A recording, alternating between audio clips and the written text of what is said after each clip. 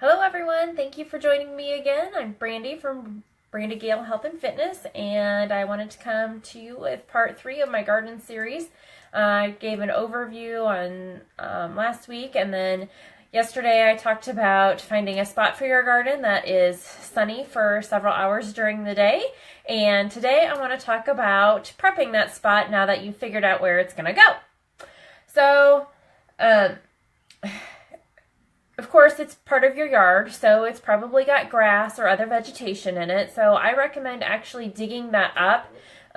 Dig real deep and get underneath of those roots and dig them up. Because if you just try to pull it or if you just rototill it, the seeds and the roots and everything are still going to be in there, and it's going to, your vegetable garden is going to be full of weeds. So actually, I know it's a lot of work, and that's why I said gardening is a lot of work.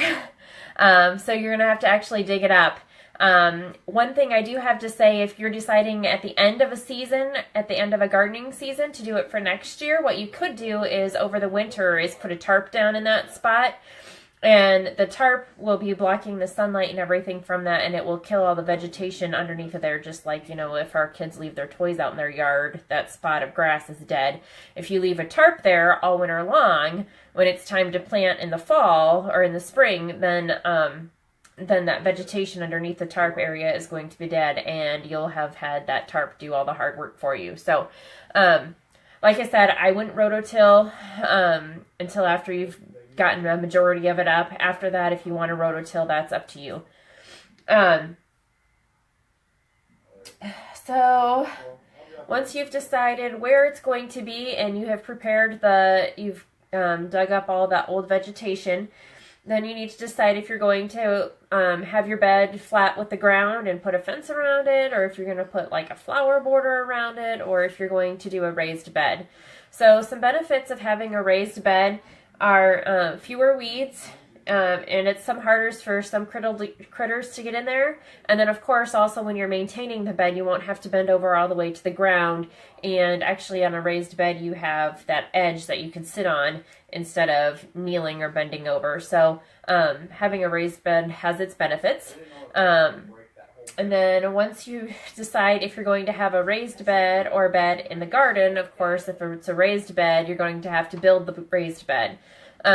You can build it either with treated lumber, or we did ours with landscaping bricks, which actually worked out really well. So there was a picture on my post yesterday of our garden last year and the landscaping bricks that showed them really well. I'll see if I can find another one today to post. So I didn't have any problems with critters with my raised bed last year, except for there's a neighborhood cat that thinks it's his litter box, and that is driving me insane. So aside from that little pesky problem, I haven't had any problems with rabbits or anything getting in, but I live in the city. I don't have deer, so I don't know. That's probably not going to help if you're out in the country where there's deer and actually, we have raccoons in the city, but I haven't really seen any in my yard. So I didn't have problems with critters last year, except for, like I said, that stinking cat. So now that you've built your bed, part 2 of the hard work comes in.